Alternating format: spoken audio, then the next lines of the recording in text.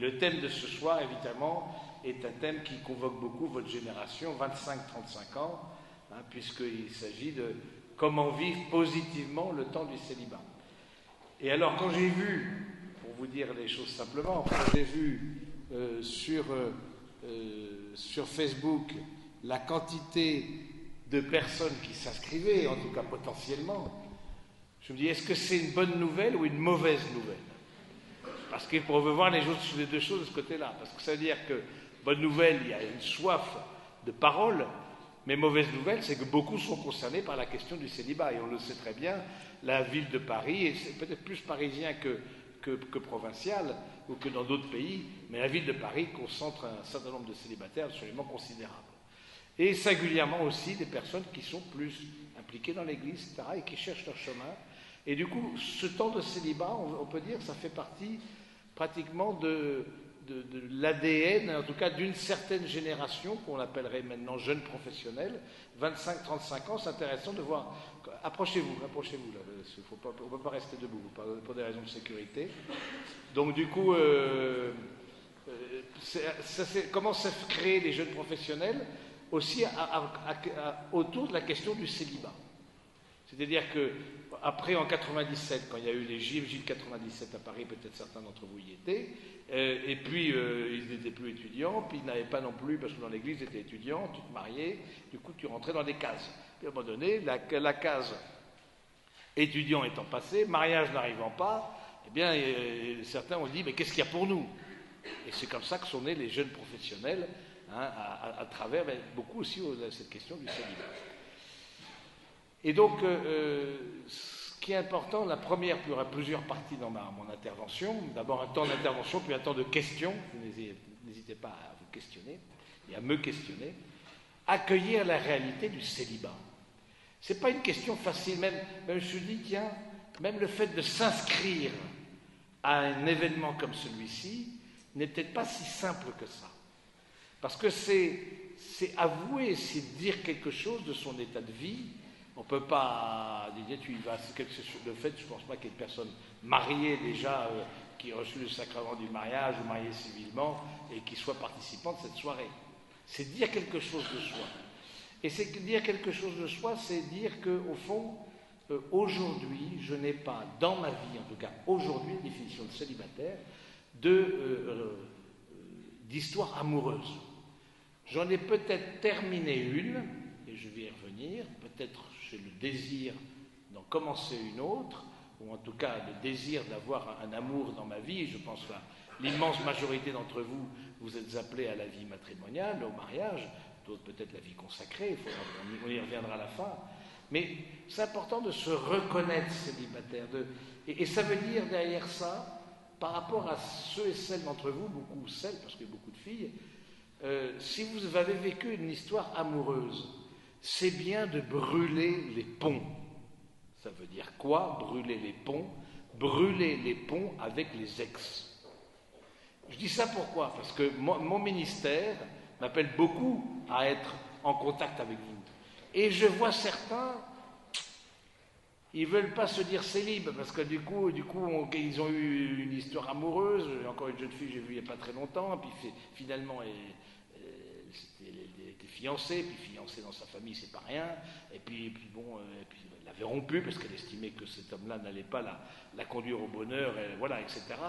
Mais en même temps, toujours gardant des liens, hein, toujours un peu dragouillant, un peu en s'embrassouillant, etc. Bon, du coup, non. On rentre dans le célibat quelque part. C'est important de dire que je suis cette période-là, c'est ce temps-là. C'est pas toute la vie, je vous le souhaite en tout cas, mais à moins que vous soyez appelé à un célibat consacré, mais c'est ce temps-là que je vis comme célibataire. Ou alors je vois aussi des personnes qui, des relations amoureuses, mais par, oula là, c'est le droit là, merci. Des relations amoureuses mais en forme de serpent de mer. Alors 4 mois on est ensemble, puis non, on se brouillé, puis ensuite non, finalement on se remet ensemble. Du coup on n'est jamais vraiment célibataire. Du coup on ne se pose jamais les bonnes questions. Et il y a un côté qui est important parce que le fait de ne pas se dire à soi-même que l'on est dans un état de célibat fait qu'on peut passer à côté d'autre chose. C'est comment vivre ce temps-là. Et du coup, c'est comme une forme de déni. Parce que la difficulté dans le célibat, et le côté peut-être douloureux, c'est le fait de dire que ma vie, elle sert à quoi? L'amour que j'ai dans le cœur, à qui je vais le donner? À qui je vais le donner? Le désir de transmettre la vie qui habite mes reins, à qui je vais la donner, cette vie? Dans l'amour et l'engagement. Et donc, tout de suite, et c'est pour ça que c'est un peu douloureux la question du célibat, qui n'est pas un célibat consacré, mais que cette période-là, parce qu'on se dit, mais au fond, à quoi ça sert? C'est quoi le sens de la vie? On se repose les fondamentaux. On peut pas faire semblant d'eux. Et puis, somme toute, c'est difficilement accepté par la société, la réalité du célibat. Vous avez les personnes mariées, vous avez les personnes divorcées, les familles monoparentales, tout ça quelque part est très... L'état de célibataire est un état pas facile à assumer. Mais d'où l'importance aussi de ne pas avoir, au fond, par rapport aux relations amoureuses, de yo-yo, vous voyez, pour éviter de se poser les bonnes questions. Et ça, je pense que c'est quelque chose qui est très important, parce que derrière ça, il y a quelles sont mes priorités, comment est-ce que je vais faire pour rentrer dans une logique de don, si je n'ai personne à qui donner cet amour, aujourd'hui je parle d'aujourd'hui. Comment je vais rentrer dans une logique de don? Quelle est la fécondité de ma vie? Quelle est la fécondité? C'est ça la vraie question de nos vies. Quelle est la fécondité de ma vie? En quoi cette vie-là, elle porte du fruit, alors que sans cesse je reçois des faire-part de mariage, mais aucun ne porte mon nom? C'est quand même une question, et je vois parmi vous, parce que je suis aussi très attentif à vous accueillir, à vous accompagner pour un certain nombre, je vois parmi vous une certaine souffrance aussi, faut aussi se le dire, ça. Mais souffrance qui n'est pas culpabilité. J'aime bien le petit livre du père Pascalide, peut-être que vous l'avez déjà lu, Célibataire, oser le mariage, et il dit à un moment donné, le célibat n'est pas une fatalité, il est une promesse. Il n'est pas fatal. Le célibat n'est pas la conséquence d'une faute. Qu'est-ce qui va dans ma vie, qu'est-ce qui ne va pas dans ma vie pour en être réduit à cet état-là? Pour en être quelque part, voilà, dans une attente, et avoir essayé, Et on voit bien que les personnes ont du mal à rentrer dans... parce qu'on peut dire, oui, Spi, ça fait un peu... mythique.fr tremble sur ses bases lorsque Spi sort... Pas du tout. À ma connaissance, je dis pas non, mais partez pas tous, mais à ma connaissance, un seul couple s'est formé. Mais je me dis, c'est pas assez. Non mais je suis pas là pour... Non mais il y a une difficulté quand même, parce que bon, on va pas se cacher derrière son petit doigt, vous avez le même âge, à peu près la même formation, grosso modo beaucoup de même milieu, etc., etc. Bon, il y a beaucoup de choses qui matchent. Bon, non mais c'est vrai, et à un moment donné, regardez, un truc qui m'a halluciné, mais qui est symptomatique. Une jeune fille me dit, on organise, comme c'est le cas que vous avez fait plusieurs fois dans votre... pas avec vos amis, un week-end dans la maison des parents sur la côte, la côte bretonne. Bon. Les parents nous passent leur maison, etc., là-bas, etc., très bien. Et puis du coup, deux filles, elles organisent ça, bon, elles n'est pas interdites d'être intelligents, et donc du coup, autant de garçons que de filles, bon, à peu près une douzaine de personnes. Week-end super. Super. Et la jeune fille me dit, j'ai partagé comme ça avec un garçon, voilà, on devisait sous la grande ours, etc. Bon, là, voilà, tout bien, tout honneur, bien sûr, mais bon, très bien. Le week-end s'est passé, rien, mais rien. La grande ours, la grande ours, je veux dire, elle était au plus calme. Moi, je ne sais pas, je me serais rué, non, tout en étant dans la sainte maîtrise de moi-même, mais bon. Et on a fait le week-end, la soirée retour, avec les vacances, avec les photos, les machins, etc. La moitié sont venus. Rien. Il y avait aussi la grande ours. Mais bon, je me dis, il y a un problème. Mais super le week-end. super l'amitié, super beaucoup de choses, mais à un moment donné, et la jeune fille, mais des week-ends comme ça, j'en ai passé combien? J'en ai passé combien? Et que... Et c'est vrai qu'on se dit que est-ce que c'est la peur de l'autre? Est-ce que c'est la difficulté de dire ben voilà, on a accroché, on va peut-être aller voir plus loin ensemble. Bon, de viser sous la grande ours, c'est sympathique, mais bon, on va peut-être avoir autre chose aussi. Et puis un peu cheminant, voilà, de se connaître davantage. Rien.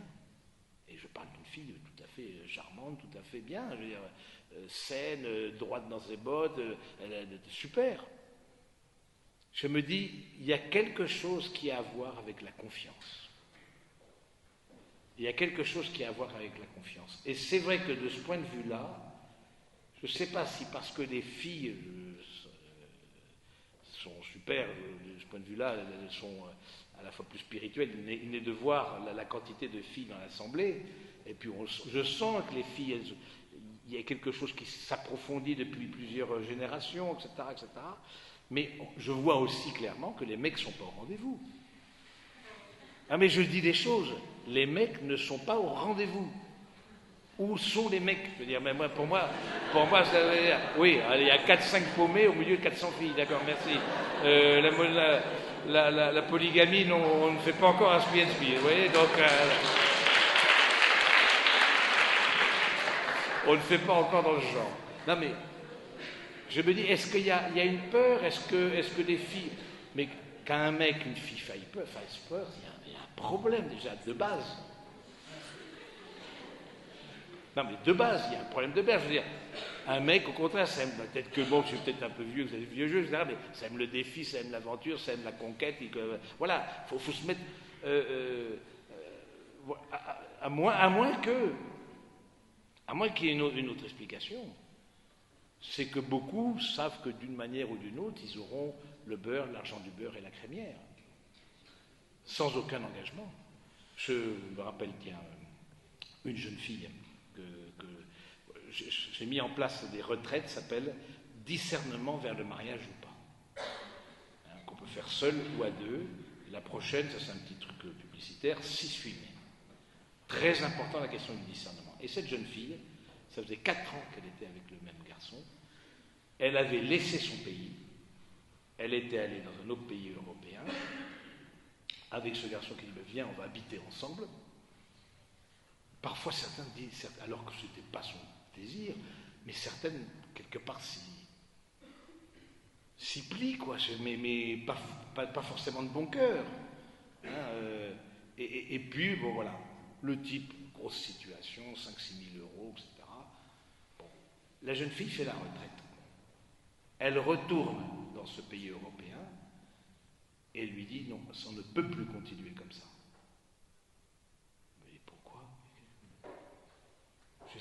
Le vendredi matin, je suis sur Internet, hop, les avions dispo pour l'Europe, tiens, on va se faire, tiens, pourquoi pas en Venise tous les deux. On est dans des égoïsmes. C'est pas une vie commune, même s'ils partagent le même toit. Mais on est dans des égoïsmes. Et donc, du coup, la difficulté peut-être parfois de tout de suite et d'aller trop peut-être dans l'intime n'aide pas les garçons non plus à s'engager parce que, quelque part, ils ont ce qu'ils veulent.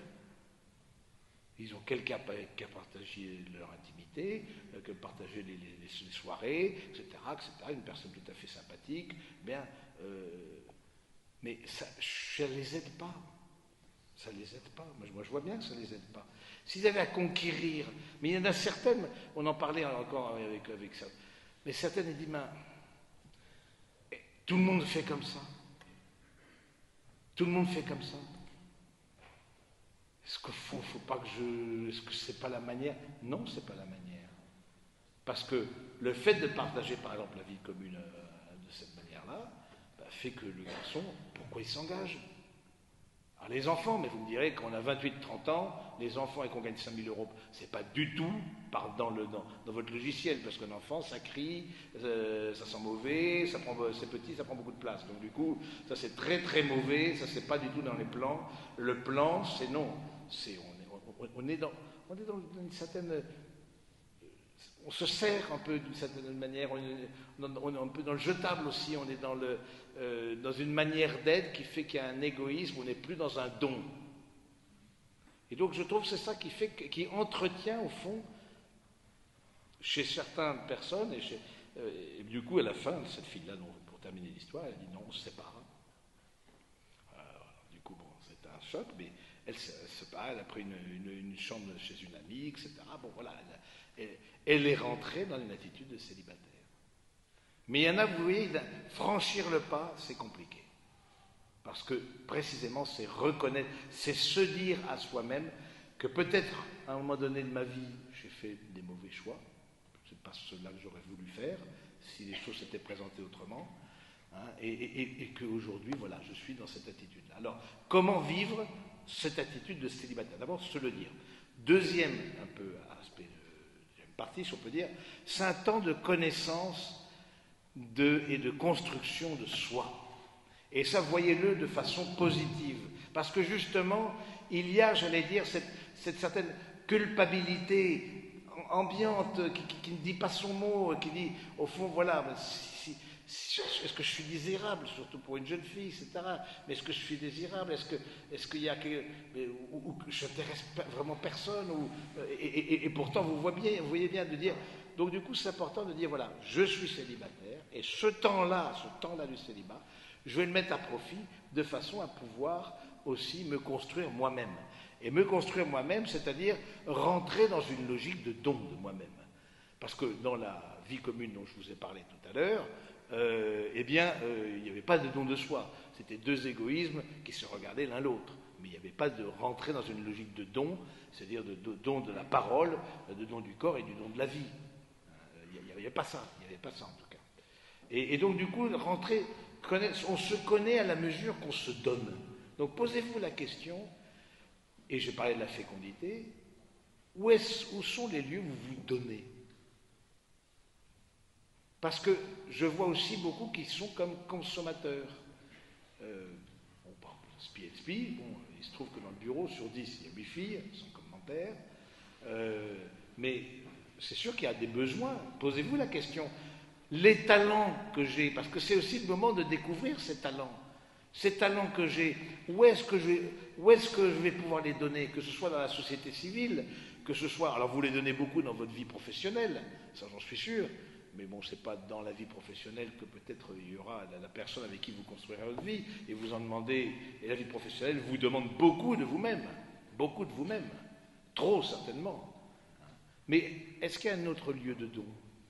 Est-ce qu'il y a un lieu... Pourquoi c'est important de se donner? Parce que de se dire, c'est d'une certaine manière se révéler soi-même, se connaître soi-même, se découvrir soi-même, découvrir qu'on est capable aussi d'aimer. Parce qu'en fait, se donner, c'est aimer. C'est une autre manière. Que je suis capable d'aimer une autre manière, non pas dans une manière d'une relation amoureuse, comme on peut l'entendre, mais je suis capable d'aimer dans une association, je suis capable d'aimer dans telle circonstance, dans une association de quartier.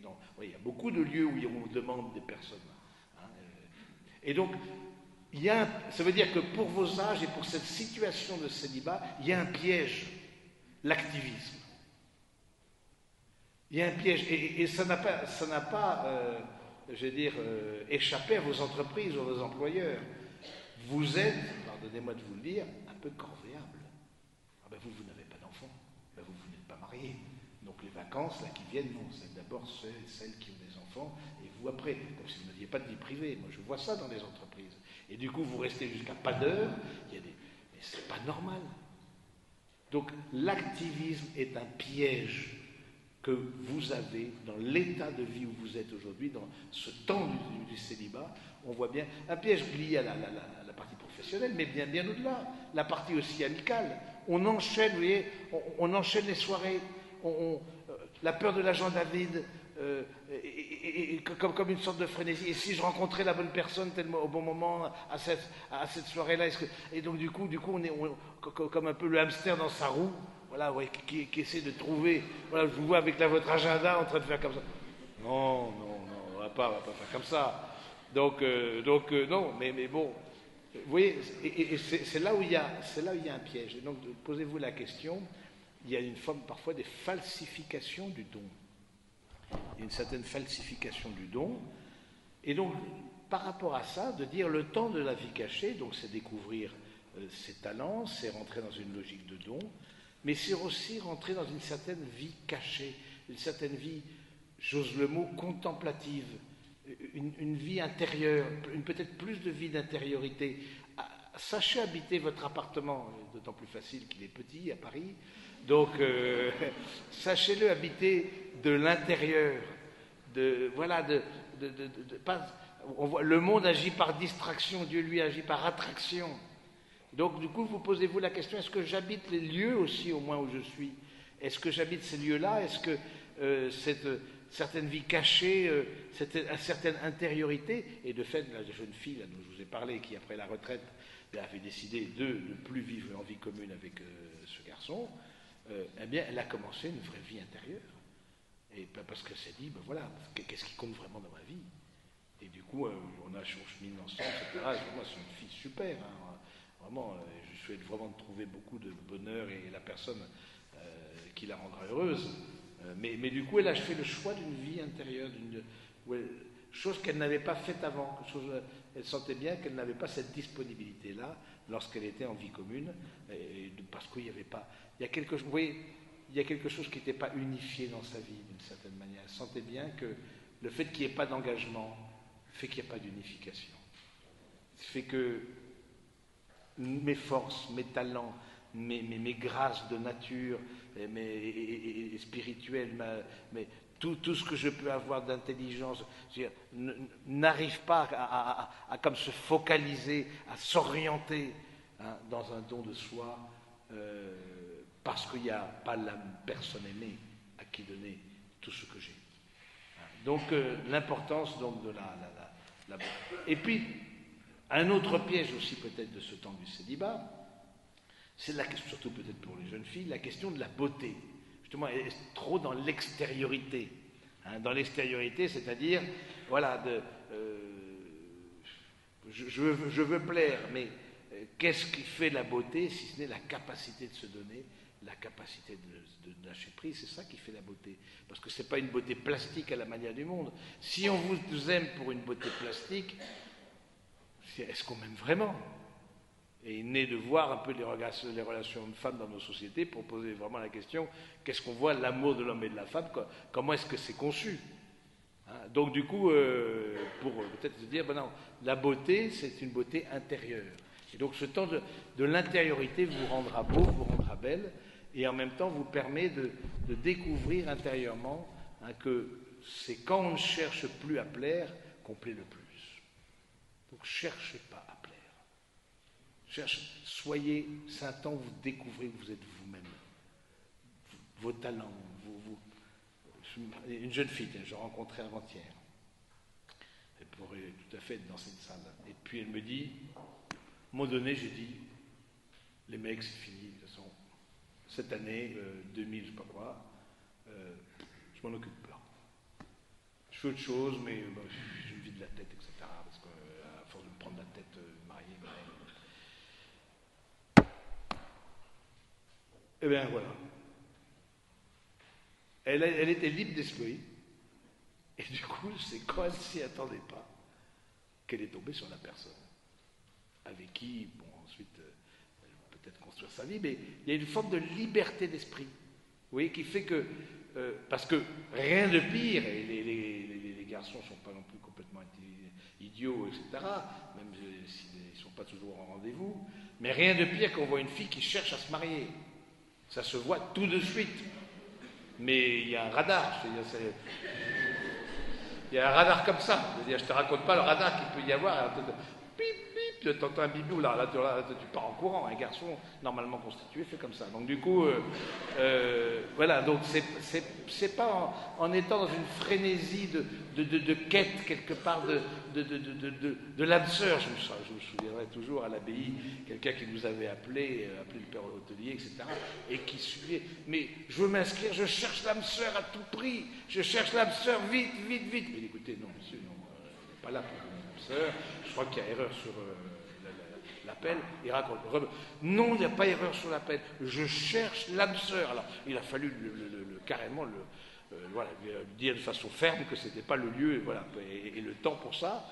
Hein. Donc, du coup, c'est intéressant de se dire que c'est quand on ne cherche plus à plaire qu'on plaît le plus. C'est un temps, autre aspect de ce temps-là, c'est un temps où on est accompagné spirituellement. Le temps du célibat. Pour le vivre justement avec plus de saveur. Pas pour le vivre comme un poids, mais de dire qu'est-ce qu'il y a de beau que je peux cueillir dans ce temps-là et habiter. Donc on a parfois besoin de l'aide d'une personne tierce qui vous permet justement de découvrir où est votre place, où est-ce que vous pouvez vous donner, où est-ce que vous pouvez aimer, où est-ce que voilà. Ça demande discernement. Et parfois pour soi-même, on n'a pas le discernement qu'il faut. Et donc du coup, le fait d'être accompagné spirituellement aide beaucoup aussi à déjà temporiser les choses, à apaiser tout ce qui peut être douloureux dans cette situation, et en même temps à voir la beauté de cette circonstance-là, hein, qui me permet justement de découvrir qui je suis. Donc la question de l'accompagnement spirituel. Une autre question, c'est un temps où on travaille sur soi, le temps du célibat. Parce que pour travailler sur soi, c'est beaucoup plus facile de le faire seul que quand on est dans une relation amoureuse. Or, vous le savez, je ne vous l'ai peut-être pas dit au début du topo, mais grande partie de mon ministère, c'est la préparation au mariage. Et il est évident que dans une préparation au mariage, il y a un travail sur soi à faire, mais ceux qui, en amont, ont fait ce travail sur eux, sur elles, évidemment, arrivent dans une relation amoureuse de façon beaucoup plus armée, beaucoup plus construite que la personne qui n'a pas pris le temps, justement, de se découvrir et voilà, d'approfondir ce travail sur soi qui peut se faire aussi avec un accompagnement spirituel. Donc, c'est-à-dire connaissance de soi, de ses talents, mais aussi connaissance de ses blessures. Il y a des pardons à donner aussi dans les relations amoureuses que vous avez pu vivre. Il y a des pardons à donner, cette jeune fille dont je vous parlais, qui a quitté son pays, dans un pays européen, etc. Puis bon, à la fin, l'autre ne voulait pas s'en livre en intime, etc. Bon, il y a des pardons à donner. Parce qu'il y a des manques de pardon qui empêchent aussi le cœur de s'ouvrir à nouveau, qui empêchent, parce qu'il y a des personnes, c'est sûr, chat échaudé, hein, comme on dit, donc du coup, qui empêchent la personne de peut-être redémarrer une relation amoureuse, de redonner une chance parce qu'il s'agit d'une jeune fille, un jeune homme, etc. Bon, mais ça, c'est pas si évident que ça, quand vous avez été blessé. Donc c'est le temps du pardon, c'est peut-être le temps de la réconciliation, de se pardonner à soi-même, puis de pardonner à celui ou celle qui aussi a causé une certaine souffrance en moi, sans le vouloir, mais bon, de par son attitude, eh bien, évidemment. C'est un temps de relecture aussi de sa propre éducation. Tout ce que je vous dis là, c'est exactement la même chose pour la préparation au mariage. Dans la préparation au mariage, c'est un temps de relecture, quand la manière dont je prépare au mariage, on ouvre la valise de l'éducation, on voit qu'est-ce que chacun a reçu dedans. Donc, ça veut dire revisiter sa propre éducation, c'est relire un peu ce qu'on a pu recevoir. Hein, et puis, c'est un temps de purification de l'amour. C'est un temps de purification de l'amour dans le sens où on puisse sortir d'un amour, on peut dire fusionnel, chercher la personne avec qui tout sera pareil, où on fera tout pareil, où on s'aimera de la même manière. Chercher un amour comblant. Chercher un amour comblant. Ça, il faut purifier ça. Ça n'existe pas. Et ça ne doit pas exister parce que c'est un amour qui, tôt ou tard, part en vrille. Un amour comblant n'existe pas. Et ce n'est même pas bon. Parce que seul Dieu est appelé à nous combler. En tout cas, pour ceux d'entre vous qui partagent la foi chrétienne, seul ce Seigneur nous comble. Mais on n'a pas demandé à un être, on n'a pas demandé à un être humain ni à une chose de nous combler et de prendre la place que Dieu seul occupe au fond dans notre vie. Et donc c'est purifié. Parfois on a des scories comme ça dans notre tête Qu'est-ce que ça veut dire qu'aimer? On pense être aimé, c'est être comblé absolument par l'autre et que l'autre ne laisse aucun interstice. Ou alors une certaine la fusion, donc ce qu'on pourrait appeler la fusion. Mais aussi c'est tout le côté un peu catalogue. Voilà, je me suis fait un catalogue. Voilà, l'homme qu'il me faut, c'est celui-ci ou la fille qui faisait tac, tac, tac, tac, tac. Voilà, le monsieur catalogue. Il me faut. Alors j'ai noté blonde aux yeux bleus, ça va, est pas mal. Mère Teresa, 90, 60, 90. Alors le problème, c'est que tout n'est pas possible en même temps. Je sais pas, vous voyez, je ne connais pas, je ne me permettrai pas de demander les mensurations de Mère Teresa, mais a priori, bon voilà, ça c'est pas petite taille comme souvent les saints, voilà, mais voilà, on veut tout, le catalogue. Est-ce que vous vous laissez surprendre par les rencontres? Ou est-ce que vous êtes beaucoup dans la maîtrise? J'ai fait mon catalogue, maintenant je vais faire mon marché. C'est pas comme ça que ça fonctionne. Et je trouve que dans les rencontres, et c'est beau de faire mémoire aussi des rencontres amoureuses que vous avez pu avoir par le passé, dans les rencontres, il y a quelque chose qui nous échappe. Et tant mieux. Il y a quelque chose qui va au-delà de... Voilà, il y a ce je ne sais quoi qui fait que deux âmes peuvent cheminer, puis se sentent attirées, puis voilà. Et non pas d'avoir ce catalogue qui met au fond un obstacle à une forme de relation naissante, parce que voilà, on a mis. Alors, c'est sûr qu'il y a une certaine exigence, je comprends bien. Vous voulez donner un père à vos enfants dont vous serez fiers, et puis elle est identique pour la maman, voilà, une épouse, voilà. Mais laissez-vous surprendre, il y a des personnes qui se sont mariées dans des situations, elles ne pensaient mais absolument pas. Je pense, tiens, j'accompagne un couple. Les deux jeunes, relativement jeunes, 24, 25, amis de toujours. Et puis, scoutisme, bon, toute la totale, toutes les... Bon, mais rien. Pendant des années, ils se connaissent depuis l'âge de 15 ans, ils ont fréquenté, c'est une ville de province, fréquenté les mêmes soirées, fréquenté les mêmes scoutismes, les mêmes paroisses, rien du tout, rien pendant... Et à un moment donné, il y a eu comme une évidence. Il y a quelque chose qui les a surpris. Et du coup, on se dit, mais bon, est-ce que j'épouse mon meilleur ami ou quoi? Mais bon, qu'est-ce que c'est ce truc-là? Et je pense que de ce côté-là, c'est important aussi de se laisser surprendre. Si vous avez tout verrouillé, tout calculé, tout mis par le menu, etc., mais où est la providence? Où est la providence? Où est la grâce de Dieu qui permettra à deux personnes de peut-être s'émerveiller l'une face à l'autre alors qu'elles n'avaient pas prévu ce plan-là? Donc, ensuite, la connaissance de soi, on a dit, et c'est vrai que si on n'a pas pris le temps de la connaissance de soi et le temps donc de l'amour de soi, auquel correspond le temps du célibat, c'est un amour ordonné, je veux dire, aime ton prochain comme toi-même, je veux dire, de se découvrir aimable. De se découvrir aimable, ça c'est quand même pas rien. Parce que comment voulez-vous que quelqu'un d'autre vous tende la main et plus, si vous-même vous découvrez pas aimable?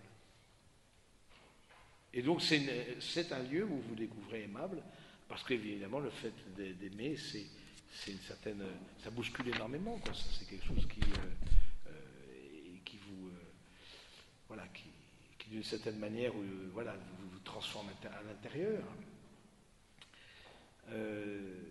Ensuite, c'est important autres aspects, je liste un petit peu comme ça, mais bon, peut-être une chose fera écho en vous, l'autre pas, peu importe. Mais bon, c'est accueillir sa finitude. Ça veut dire quoi? Accueillir le fait d'être... Parce que, d'une certaine manière, le célibat met le focus sur une certaine fragilité. Sur une certaine... Voilà. C'est peut-être pour ça que les garçons n'aiment pas là, parce que du coup, ça leur rappelle une certaine finitude, une certaine fragilité, une certaine pauvreté, on peut dire, parce que voilà, on a... Et du coup, c'est quelque chose de capital aussi dans la vie matrimoniale. Le mariage, c'est l'union de deux pauvres. des personnes qui ont fait l'expérience de leur propre côté finitude, voilà, ils ont fait cette expérience-là de tout seul de ne pas y arriver. Et ça, je pense que c'est quelque chose qui nous fait sortir justement de l'idolâtrie. Hein, l'idolâtrie, comme je le disais, c'est de demander à quelqu'un ou à quelque chose de prendre la place de Dieu. Hein, et l'amour, d'une manière ou d'une autre que vous rencontrerez, sera toujours frappé par le manque. C'est intéressant de voir, par exemple, dans les noces de Cana, au cœur des noces de Cana, qui est l'archétype de la vie matrimoniale, qu'est-ce qu'il y a? Il y a un manque. Ils n'ont plus de vin. Et je trouve ça très, très fort. Et beaucoup choisissent ça, vous avez entendu 1000 fois dans les messes de mariage, mais peut-être les fiancés ne prennent pas conscience qu'au cœur de tout amour, il y a quelque chose de fini. Il y a quelque chose qui manque. Et vous apprenez à travers ce temps du célibat à vivre aussi de ce manque affectif, mais manque qui durera même si vous rencontrez quelqu'un qui d'une manière ou d'une autre, voilà, vous emmènera un peu plus loin. Et c'est le temps, autre aspect important, acquérir l'estime de soi, une certaine autonomie affective. Rien de pire que les personnes qui quittent des bras pour passer dans d'autres. Rien de pire. Qui affectivement ne sont pas autonomes, qui ne sont pas matures affectivement, parce que forcément, ça va entraîner une certaine... si je rencontre quelqu'un, du coup, l'autre va être sa béquille pour combler un manque affectif. Mais non, pas du tout. Parce que l'amour, c'est rentrer dans une logique de don, c'est tout l'inverse. Et donc, c'est intéressant de se dire que l'estime de soi, l'autonomie affective, fait que progressivement, on est moins dans une dépendance. Et même s'il y a une... Et peut-être que vous avez expérimenté certaines, etc. Vous avez peut-être des relations amoureuses, disons, des histoires amoureuses très jeunes, etc. Puis beaucoup plus tard, après dans le temps, et vous avez vu la différence de qualité, la différence de maturité. C'est le temps de la maturité et de la maturation, le temps du célibat, ce temps-là, de mûrir dans l'amour. Et puis, voilà, je pense que c'est quelque chose qui est important, de purifier cet amour, en se rappelant que l'amour n'est pas un état, mais un acte. Aimer, c'est prendre la décision de. Et ça, je pense que c'est quelque chose qui est très beau. C'est donc aussi l'apprentissage d'une certaine solitude, comme je vous l'ai dit, et on peut y avoir une forme de fuite de la solitude qui n'aide pas la préparation à la vie en couple. Dans la vie communautaire, comme dans la vie de couple, il y a une forme de solitude. Celui qui apprend à vivre seul sera dans une dépendance permanente de l'autre. Celui qui n'apprend pas, à vivre seul sera dans une dépendance permanente de l'autre. Voilà. Puisque je fuis la solitude, parce que j'ai peur de la solitude, dès que je rencontre quelqu'un, c'est comme si je me jetais sur cette personne-là pour combler en moi un vide. C'est tout l'inverse. C'est tout l'inverse. Ça peut aussi faire fuir. La personne qui est dans une trop grande demande d'amour, trop grande demande d'affection, trop grande... C'est une béquille qu'elle cherche, c'est pas un partenaire, c'est une béquille. Mais ça, évidemment, c'est difficile. Autre point, c'est le temps de l'amitié. Je trouve que ça c'est... Quelle est la place que vous donnez à vos amitiés? Quel est le temps que vous donnez à vos amitiés? Et ce temps-ci du célibat, c'est le temps des amitiés. C'est le temps où on approfondit les relations. Alors qu'auparavant, on est beaucoup dans le zapping, on est peut-être dans une certaine... Voilà. Zapping d'amitié, zapping... Voilà. C'est un temps où il y a une forme de qualité. Vous voyez, une qualité d'amitié. Une qualité d'amitié, et on voit bien qu'à ce moment-là, quels sont les vrais amis aussi, parce que c'est un temps d'épreuve, on ne va pas se cacher derrière notre petit doigt, mais quels sont nos vrais amis, quels sont ceux sur qui on peut compter, ceux et celles sur qui on peut compter, ceux avec qui on va pouvoir cheminer, découvrir des choses ensemble. C'est le temps de l'amitié. Et je pense que c'est quelque chose qui vraiment mérite d'être mis en avant. C'est le temps aussi où on prend conscience de ses sentiments. Ces sentiments, c'est quel est le lieu où vous pouvez, et c'est lié à l'amitié, épancher vos sentiments. Je ne parle pas de façon amoureuse, mais amicale. Est-ce que vous avez quelqu'un à qui vous confiez? Il y a des éducations où on n'apprend pas à confier ses sentiments. Mais encore une fois, comme c'est important de le faire, parce que dans la vie, si un jour vient le moment d'une rencontre amoureuse, dans la rencontre amoureuse, s'en fait partie le fait de confier ses sentiments. Donc vous voyez ça vraiment comme un lieu d'apprentissage, comme une promesse, comme une pierre d'attente d'autre chose. Mais est-ce que vous avez une amie, un ami de cœur, avec qui vous pouvez partager ces sentiments, qui vous aideront ensuite à les partager dans une plus grande... c'est sonder ses amitiés de ce point de vue-là, et puis partager ce qui peut vous... savoir épancher son cœur aussi, parce qu'il y a des moments où on en a ras-le-bol, il y a des moments où c'est dur, des moments où on n'y arrive pas, des moments où on se décourage. Est-ce que vous avez quelqu'un à qui le dire? Alors, il y a toujours les parents, l'écoute, la bonne oreille maternelle, etc. Mais je trouve que c'est bien qu'il y ait d'autres oreilles aussi, de confiance, à qui vous pouvez dire c'est ras-le-bol. On peut en avoir ras-le-bol à certains moments.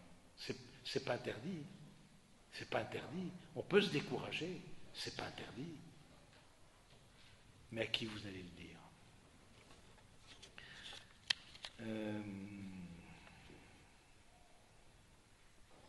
Temps de l'amitié. Et prenez conscience aussi que, au fond, tout amour commence d'abord par une amitié.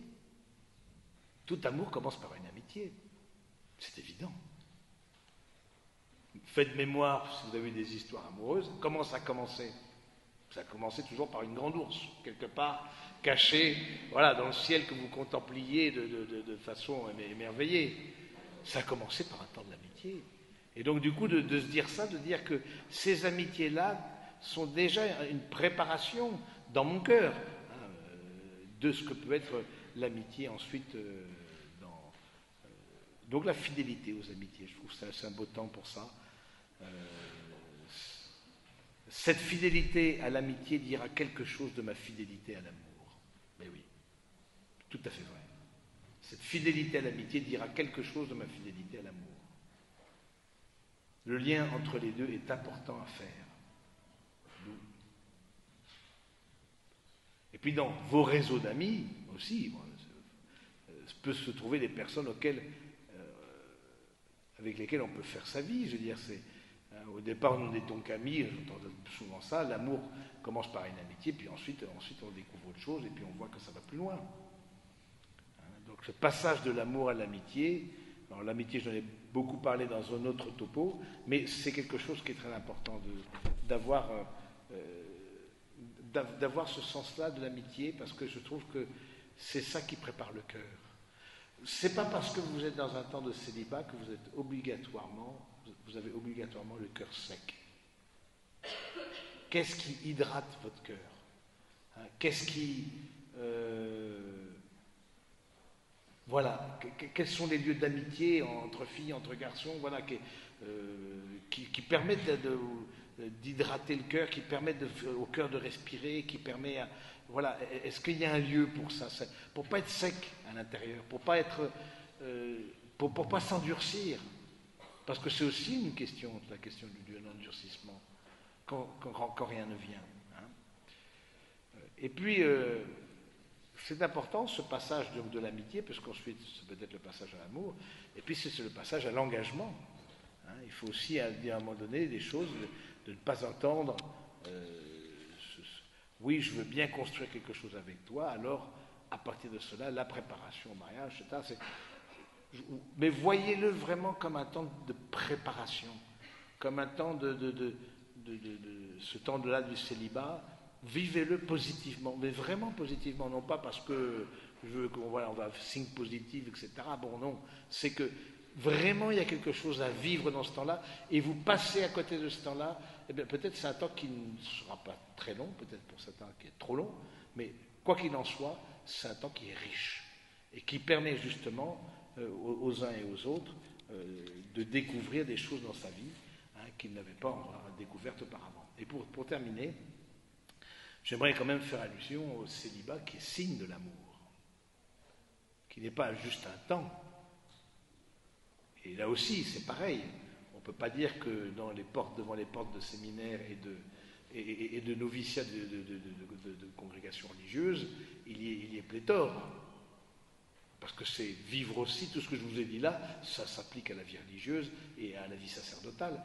Mais est-ce que j'ai aussi pensé à ce célibat qui est signe de l'amour, ce célibat choisi, ce célibat mûr, qui est le signe d'un amour, d'une humanité de surcroît qui se donne aux autres, par amour. Je pense aussi que c'était quelque chose, un temps aussi pour y penser. Dans l'accompagnement spirituel, peut-être avoir un éclairage, mais quoi qu'il en soit, ayez une grande confiance. Vraiment, une grande confiance. Je pense dans ces périodes-là, c'est des périodes où on est plus attaqué que dans d'autres périodes. Et du coup, vraiment le découragement est à la porte.